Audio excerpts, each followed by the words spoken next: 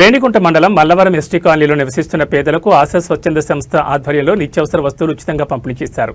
ఇటీవల కురిసిన వర్షాలకు కూలీ పనులు లేకుండా అవస్థలు పడుతున్న వారికి ఆశా స్వచ్ఛంద సేవా సంస్థ ఆధ్వర్యంలో రేణిగుంట మండలంలోని పలు పంచాయతీల్లోని ఎస్టీ కాలనీలో నిత్యావసర వస్తువులను ఉచితంగా పంపిణీ చేశారు. గురువారం మధ్యాహ్నం మల్లవరం గ్రామ పంచాయతీలోని ఎస్టీ కాలనీలో నివసిస్తున్న పేదలకు సుమారు 2,000 రూపాయలు విలువ చేసే నిత్యావసర వస్తువులను అందజేశారు. ఈ సందర్భంగా ఆశా స్వచ్ఛంద సేవా సంస్థ అధ్యక్షులు జూలియన్ రాజ్ మాట్లాడుతూ కూలీ పనులను నమ్ముకుని జీవనం సాగిస్తున్న గిరిజనులు గత వారం రోజులుగా కురిసిన వర్షాలకు తినడానికి తిండికి ఎంతో అవస్థలు పడ్డారని తెలిపారు. రెక్కాడితే కానీ డొక్కాడదని అన్నారు. కూలీ పనులకు వెళితే గానీ కడుపు నిండదని ఈ వారం రోజులు పడిన వర్షాలతో తిండి లేక అలమటించారన్నారు. మండలంలోని ప్రతి ఎస్టీ కాలనీలు సందర్శించి వారి సమస్యలు తెలుసుకుని డొనేట్ కార్డు సహాయంతో సుమారు 500 మందికి 2,000 రూపాయలు విలువ చేసే నిత్యావసర వస్తువులను ఆశా స్వచ్ఛంద సేవా సంస్థ ఆధ్వర్యంలో పంపిణీ చేశామన్నారు. ఈ కార్యక్రమంలో ఆశా స్వచ్ఛంద సేవా సంస్థ ముఖ్య సలహాదారులు అమ్ములు రాజు, వెంకటాచలం, రమేష్, ధరణి, గీత తదితరులు పాల్గొన్నారు.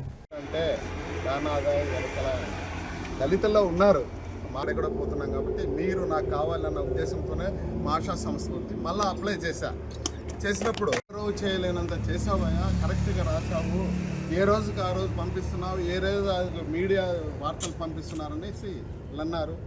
మళ్ళా ఉన్న ప్రాంతంలో కాబట్టి మళ్ళా నాకు సహాయం చేయండి అని అన్నాను. అంటేనే సరే నేను మీరు ఎన్నన్నా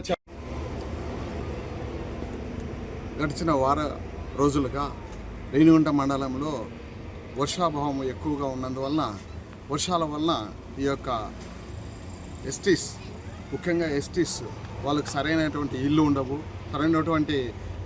ఉండకపోవడం వలన వాళ్ళ బ్రతుకులు ఏంటంటే రెక్కాడితే కానీ డొక్కడినటువంటి బ్రతుకులు. ఏ రోజు కూలిపోతే ఆ రోజే కడుపు నిండుతుంది. అలాంటిది వారం రోజులు వర్షం వలన వాళ్లకు తిండికి చాలా కష్టంగా ఉన్నది. ఈ విషయాన్ని ప్రతి గ్రామానికి వెళ్ళి కనుక్కొని బెంగళూరులో ఉన్నటువంటి డొనేట్ కార్డ్ వారికి అప్లై చేయడం జరిగింది. వారు స్పందించి మనకు దాదాపు 500 ప్యాకెట్లు ఇవ్వడం, 500 దుప్పట్లు ఇవ్వడం జరిగింది. వీటినటిని రేణిగుంట మండలంలోని ఎస్టీ కాలనీలలో ఈ యొక్క పంపిణీ కార్యక్రమం జరుగుతుంది. దీనికి సహకరించినటువంటి డొనేట్ వారికి మరియు వాళ్ళ బృందానికి ధన్యవాదాలు తెలుపుకుంటున్నాను. అలాగనే ప్రతి గ్రామంలో నాకు సహకరించినటువంటి వాలంటీర్స్కు, పత్రికా విలేకరులకు అందరికీ ధన్యవాదాలు తెలుపుకుంటున్నాను. నమస్తే, జై హింద్.